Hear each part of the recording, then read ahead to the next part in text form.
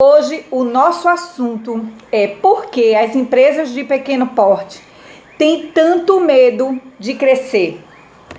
E aí, boa noite a todos e todas que estão entrando, que bom ter vocês aqui comigo. E aí vamos trazer esse assunto, porque eu tenho percebido, e não só percebido, mas o mercado mostra, existem algumas publicações a respeito do porquê as empresas de pequeno porte têm tanto medo de crescer. E eu separei 3 pontos bem assim importantes e quero também a colaboração de vocês. Vocês acham que isso é uma verdade? Enquanto eu vou abordando aqui a pesquisa que fiz para trazer esse tema, eu gostaria que vocês fossem sinalizando. Você, enquanto empresário tem uma empresa de pequeno porte, você tem medo de crescer? Bem, o primeiro ponto que eu quero trazer para vocês é que as empresas de pequeno porte, juntando as micro e pequenas empresas, elas representam quase 19 milhões de CNPJs ativos, juntando aí os diversos setores da economia.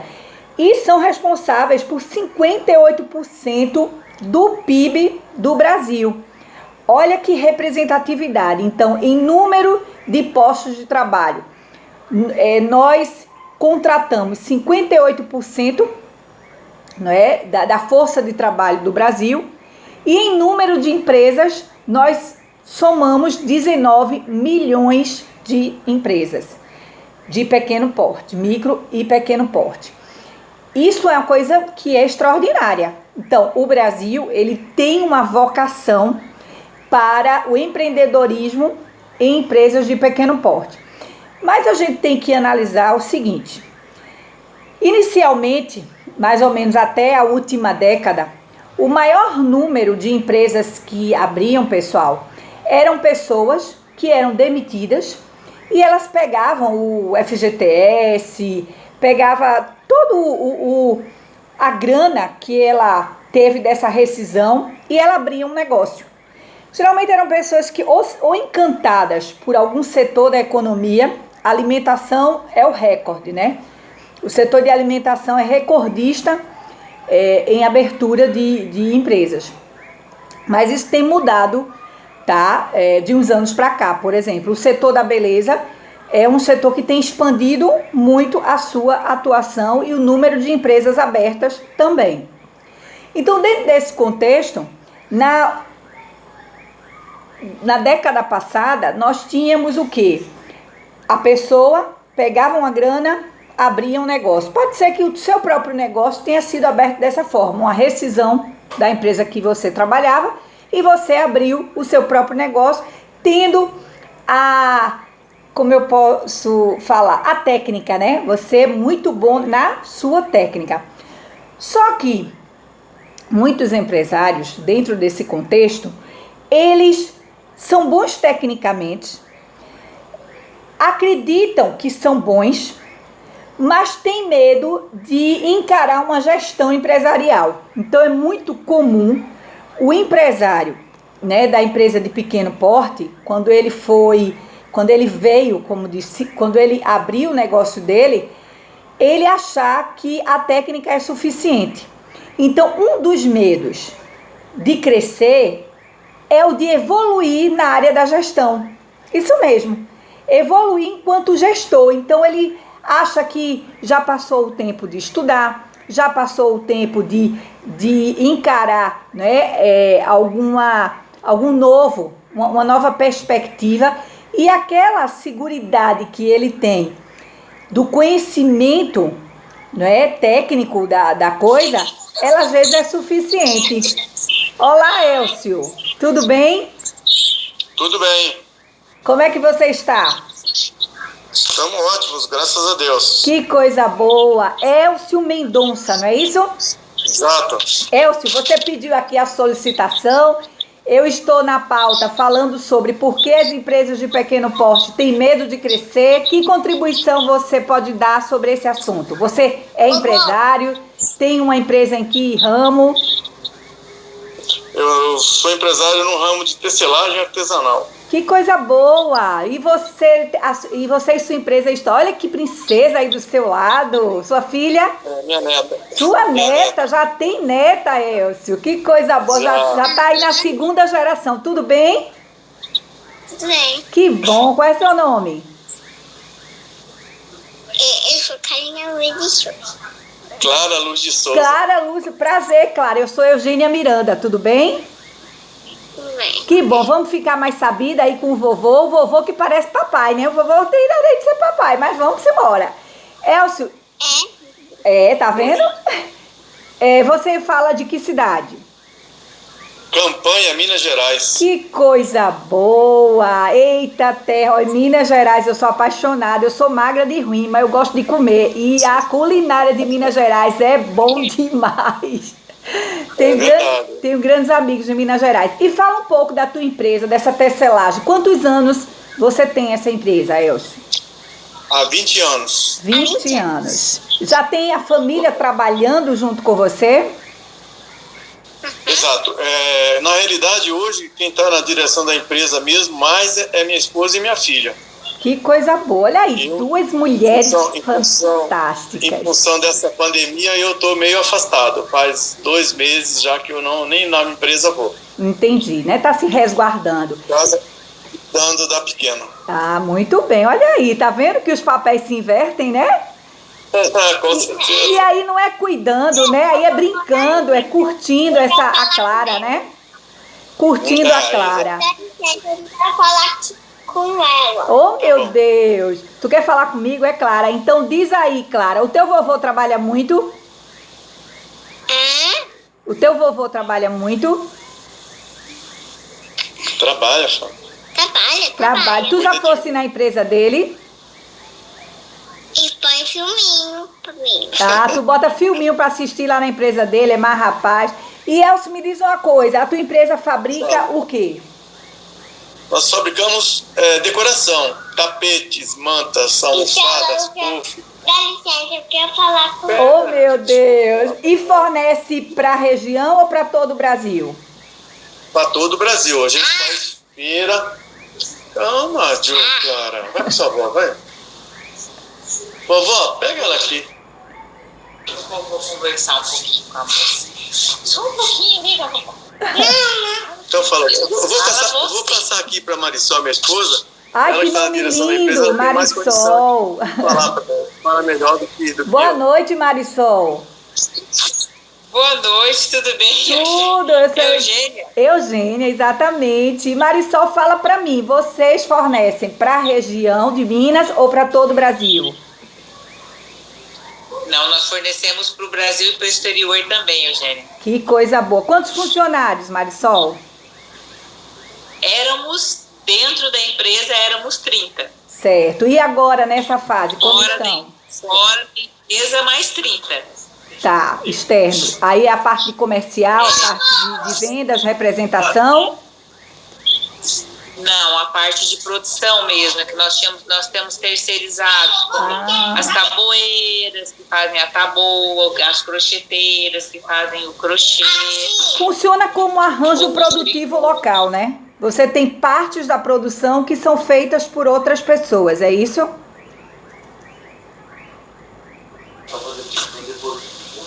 Vamos supor assim, olha, nós tecemos, vamos supor, uma manta. Certo. Aí nós precisamos que na ponta dessa manta faça um crochê, faça um abrolho, faça um produto assim, né? Aí a gente manda isso para fora para fazer o acabamento. Que coisa boa. Então, além de você ter empregos diretos, você ainda desenvolve uma economia local. O dinheiro circula dentro da região.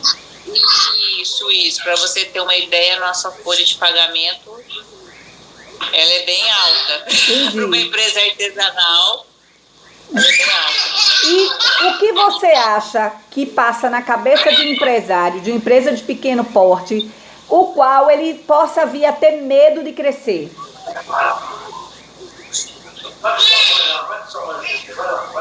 Olha, eu acredito que as pessoas não têm medo de crescer, né? Certo. Eu acredito que elas têm receio de fazer dívida, não ter apoio, não conseguir pagar por uma questão ou administrativa ou de venda, né? Alguma coisa que elas não consigam mesmo.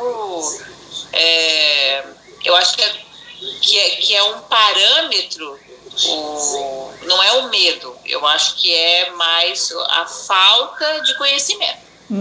Olha aí, e é um dos motivos, viu, Marisol, dentro da pesquisa que foi desenvolvida pela revista Exame, que um dos medos, ou um dos entraves que fazem as empresas crescerem é a falta de conhecimento em gestão e também a famigerada carga tributária. Então, as empresas, às vezes, elas ficam com receio de sair do simples, abrem outras empresas, mas não crescem em si, não se transformam em empresa de médio porte, por exemplo, porque tem um receio relevante com relação à carga tributária.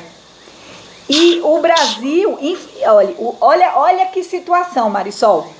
O Brasil tem 19 milhões de empresas de pequeno porte. 19 milhões. No entanto, as nossas políticas públicas para favorecer o desenvolvimento, o acesso a crédito, né, para reduzir essas taxas tributárias, ela é muito lerda, muito lenta. No dia a dia, o maior sócio que nós temos é o governo. Sim, eles ganham mais que nós. Então, dentro da cadeia produtiva... O que eu pago de imposto na minha empresa hoje não me sobra. É verdade. Nem 10% do valor livre do que eu pago de imposto. Imagina, né? Então, dentro desse contexto, muitos empresários preferem manter a empresa dentro de um limite de crescimento financeiro para evitar. É aquela história, porque o que acontece, por exemplo, com o nosso imposto de renda? O imposto de renda, ele não muda, não tem alteração das suas faixas. Então, imagina que você tem um funcionário que ele, ao ser promovido, ele passa a pagar uma alíquota de 27,5% de imposto de renda. Pode ser que aquela promoção dele não seja nem viável para ele. Eu já tive o fato de um funcionário que, quando ele foi promovido, ele passou a ganhar menos depois que tirou o imposto de renda. Veja que coisa. Por quê? Porque não há uma mudança, não há uma renovação desses limites. E aí pagamos todos. Paga o funcionário, paga o empresário, e com isso as empresas acabam minguando ou tendo um medo de evoluir dentro do mercado de trabalho. Mas, Marisol, olha, amei conhecer vocês, essa família linda, desde a Clara aí, vocês já estão na terceira geração, né? Porque tem vocês, tem os seus filhos, a sua filha, né, no caso, e agora a Clara, vivendo aí da empresa. Qual é o nome da empresa? Deixa eu fazer comercial. O nome da empresa é Oficina da Roça. Ai, que linda! É só procurar na internet, Oficina da Roça, que a gente encontra? Isso, é só você botar no Google. Você colocou no Google Oficina da Roça, já sai Instagram, Facebook, site, e-mail. E aí, como é que está a Marisol, não é? Se informatizando, e o Elcio nessa fase aí de informatização? Como é que vocês estão? Olha, nós estamos estudando, mas na realidade nós estamos mais dando suporte à nossa filha, né, a Júlia, para que ela possa estudar que coisa boa. Fazer o marketing digital da empresa, né, com uma cabeça melhor. E a gente vai dando um suporte conforme a gente consegue também, né? Porque nessa época a gente não, como você vê, olha só a bagunça, né? Se bem que nessa época você não consegue fazer muita coisa ao mesmo tempo, né? Tem que ser um pouquinho de cada coisa. Né? Verdade. Tá. E como é que está a Oficina da Roça dentro dessa pandemia? Vocês estão conseguindo produzir? Estão conseguindo colocar o produto de vocês no mercado? Sim, nós estamos conseguindo produzir como nós produzíamos antes e vendemos também, porque nós somos uma empresa com mais de 20 anos no mercado. Isso. Então, a gente tem clientes, tem uma história, tem produto, tem toda uma estrutura. Mas nós tivemos que mandar mais de 50% dos nossos colaboradores embora, né? Nós tivemos que fazer alguns reajustes, tivemos que tirar um dinheiro do bolso que a gente não podia tirar, porque na realidade as empresas, elas estavam se arrastando, né?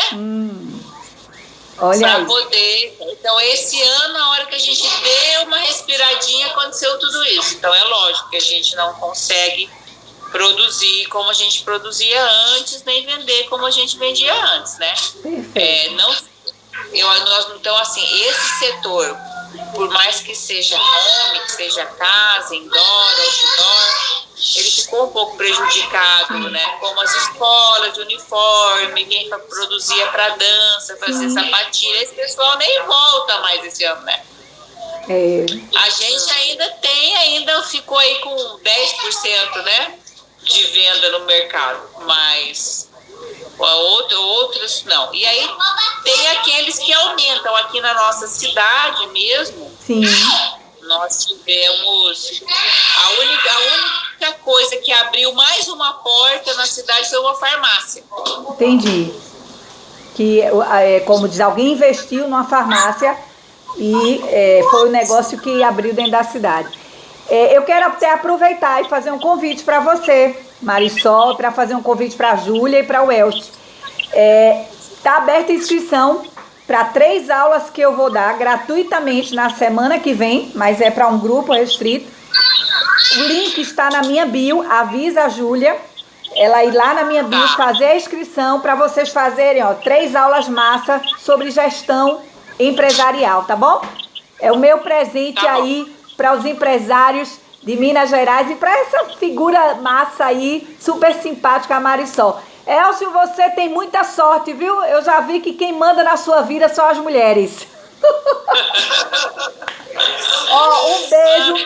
Um beijo imenso para vocês. Um excelente final de semana. Ó, que coisa linda aí no seu colo. Vixe, mais uma mulher. Tá, Elcio, acabou agora. Você agora perdeu todas as chances de fala. Porque até essa fofura é uma mulher. Mas tudo bem, é do sexo feminino. Marisol, beijo. Eu vou continuar aqui e sempre que puder, dá um oi, combinado? Elcio, tchau. Clara, tchau também. Um beijo grande. Obrigada, um abraço. Um abraço. Tchau. Gente, que coisa linda, né? Quando a gente vê uma família inteira já aí na sua 3ª geração, investindo, se ajudando a ter uma empresa mais próspera e principalmente nesse momento tão desafiante. E eu gostei muito da fala da Marisol quando ela disse, a gente não tem medo de crescer não, talvez nós precisaríamos de mais ajuda para crescer mais rápido. Isso é muito maravilhoso. Por quê? Porque essa foi a grande mudança do perfil do empreendedor, tá? Desses tempos, que foi a vontade de querer dar certo. Hoje, 2/3 das pessoas que abrem as empresas, elas abrem com muito mais preparo, com muito mais tanto vontade de se preparar, quanto já se preparando. Isso é muito bom, porque é uma mudança dentro, primeiro, do perfil. E nós precisamos profissionalizar o empreendedorismo no Brasil. Não dá para ficar naquela história de, o jeitinho brasileiro, de colocar qualquer coisa em qualquer lugar. A gente tem que se parar e dizer o seguinte, qualquer tipo de negócio, ele tem uma gestão, ele deveria ter uma gestão sólida que lhe desse a condição de ter uma empresa sustentável. O que é ter uma empresa sustentável? Durante muito tempo, essa palavra foi muito usada apenas para fins de ecossistema, da ecologia. Mas ela tem que ser vista também para fins da economia. Uma empresa sustentável, ela é sustentável em todas as vertentes. Ela tem que ser sustentável economicamente, ela tem que ser sustentável nas questões ambientais, porque não dá para a gente usufruir do meio ambiente, dos recursos ambientais, desprezando o ambiente, a localização onde sua empresa está inserida, ou atingindo a sociedade que essa empresa está inserida. Até porque a sociedade, quando encara uma empresa e vê que essa empresa ela é parceira, porque o que acontece? Eu já vi muitas empresas reduzir o número de jovens em situação vulnerável de violência, dando emprego a esses jovens. Eu vi muita mãe feliz da vida e sendo grata a empresas de pequeno porte que se uniram num determinado bairro, se uniram para dar oportunidade a jovens que antes ficavam ou em zonas de risco, de prostituição, ou em zonas de tráfico de drogas e até consumo de drogas. Então veja a força que tem quando nós nos unimos. Então um dos pontos que eu acredito que nós empresários temos que perder o medo é essa conjuntura do associativismo. Durante muito tempo, é bem verdade, tá? Os sindicatos e associações de classe foram vistos e até se comportaram ou de forma para se promover politicamente ou no formato de emitir boletos para que você pagasse. Não eram representantes realmente. Então, com isso, o que foi que aconteceu? Os empresários se afastaram das suas associações, das suas representações de classe. Não vou dizer que foram todas, por favor. Eu conheço associações que são extremamente sérias, sindicatos extremamente sérios, né? E que vem fazendo um trabalho ao longo de décadas aqui no nosso mercado e deve ter no Brasil inteiro. Mas o fato é que o empresário, ele, durante muito tempo, a maioria andou bem afastada, não podia nem ouvir. Eu lembro quando eu falava você já procurou se afiliar no seu sindicato ou, né, na instituição que representa a sua classe? O pessoal só faltava me jogar pedra. Só faltava dizer assim para mim, não fala em sindicato não, que essa palavra aqui é proibida. Porque não aguentavam a forma como eram tratados. Porque na hora que muitas vezes precisavam de um apoio para crescer, para resolver algum problema, porque o que é que eu falei no início? Muitos são bons técnicos. Se o assunto for técnico, né? Se nós estivermos falando na